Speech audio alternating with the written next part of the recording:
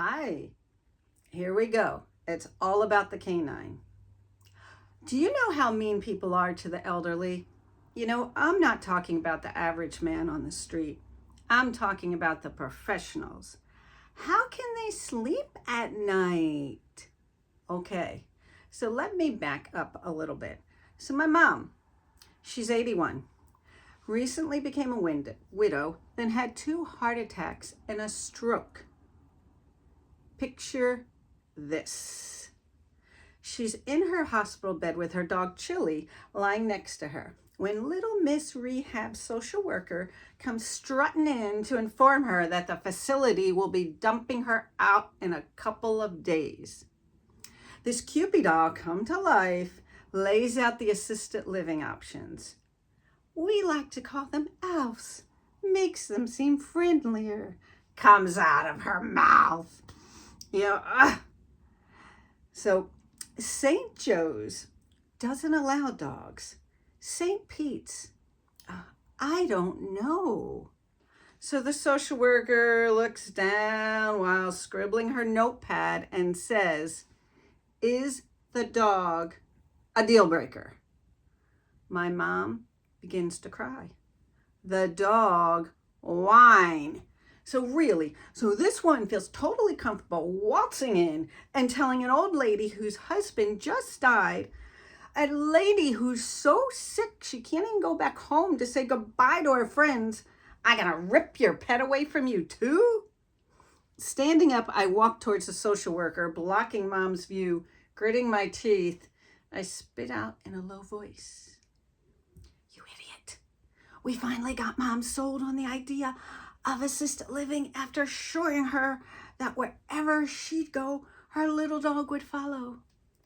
Chili picks up on my low tones and begins to growl as I continue. "You know I have power of attorney. Couldn't you have talked to me outside of the room?" Thank God the stroke knocked out her short-term memory. Hopefully in 5 minutes she'll forget this hallmark moment. But it's seared into my memory. Meanwhile, I'm now the advocate for a woman who left me when I was on life support. Yeah, I heard that right. But that's a whole different story. So can someone hold my hand through all this? What about hers? Oh, no. It's all about the canine. This isn't my mom's first encounter with cruelty in the form of a caregiver. When in the hospital with her second heart attack, she was found to have AFib. Her doctor performs a procedure in order to shock her heart back into rhythm. Side effect could be a stroke, but there's no other option, so she had cardioversion done. So a couple days after the procedure, my cousin Gina's visiting. So Gina calls me. "They're taking your mom in for an MRI. The nurse thinks she might have had a stroke." Great. The one day I stay at home sick, something terrible happens.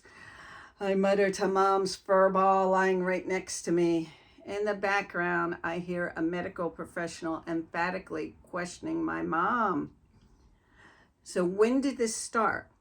And now the worker's voice is getting louder. "Why didn't you tell us?" I hear my mom meekly saying, "My vision has been off for a couple of days." So the hospital workers are pissed that my mom had a stroke and didn't tell them. She had the audacity to keep it to herself.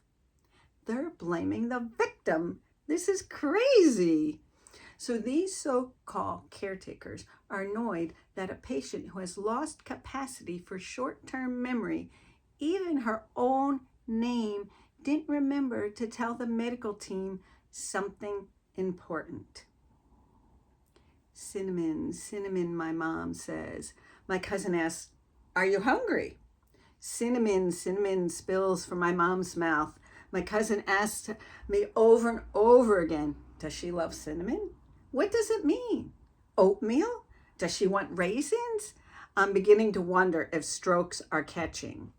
So the only thing I could think of was when we were younger, we had a dog named Cinnamon, but it wasn't like she was the favorite pet out of all our pets over the years. So like this whole Cinnamon thing is puzzling. So I'm still at my mom's apartment, sitting next to her cinnamon colored dog.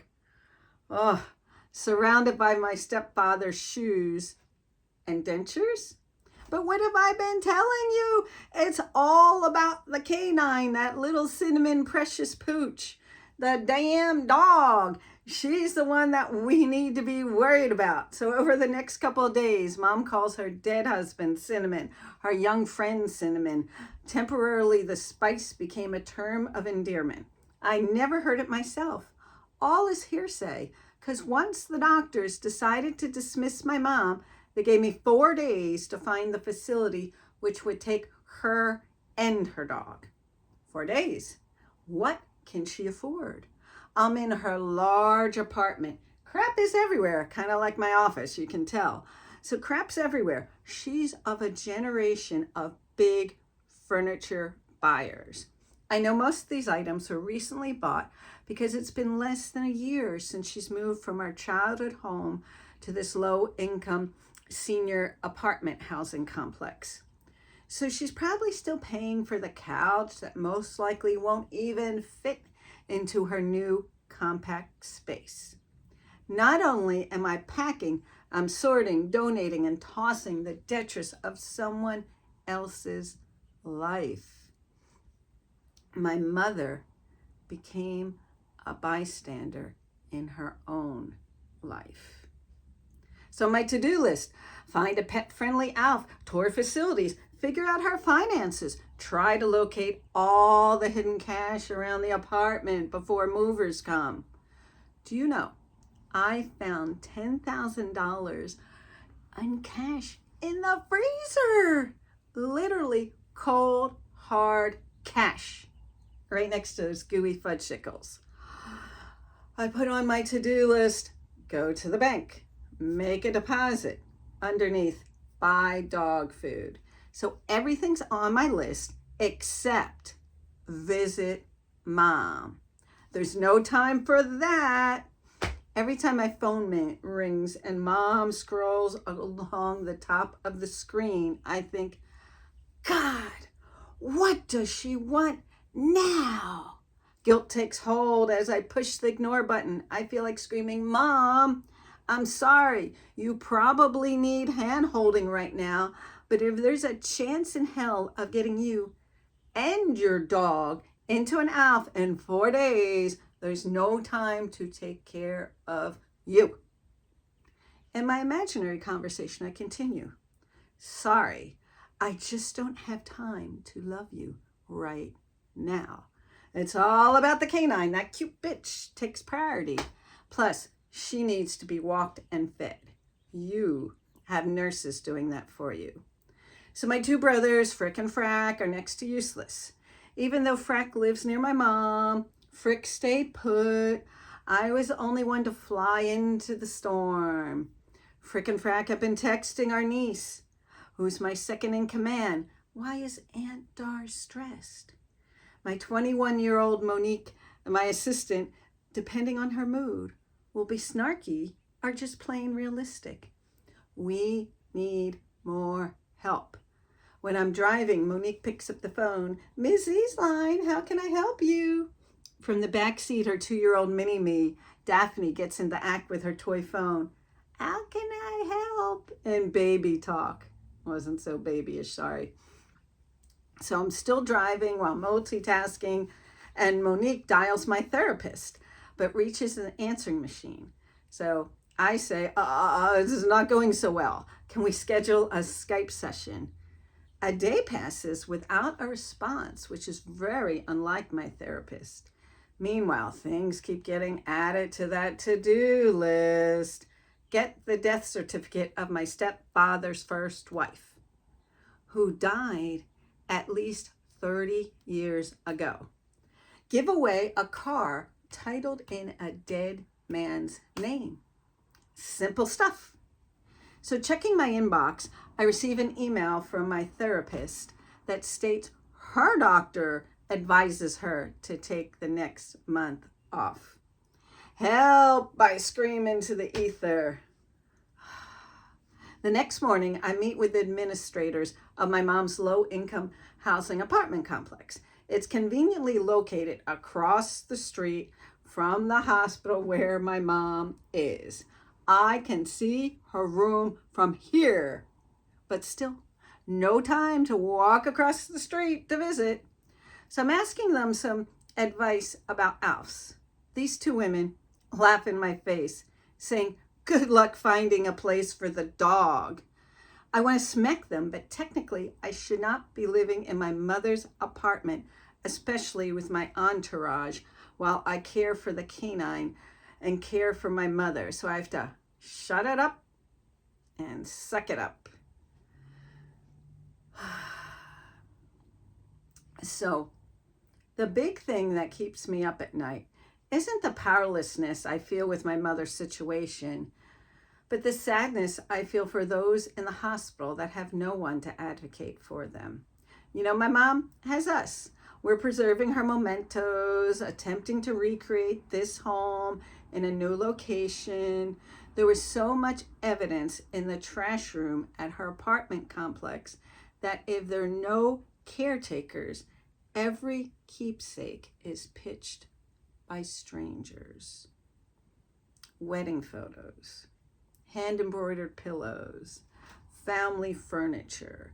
The permanently incapacitated patient is transferred to unfamiliar terrain without a single familiar, treasured landmark.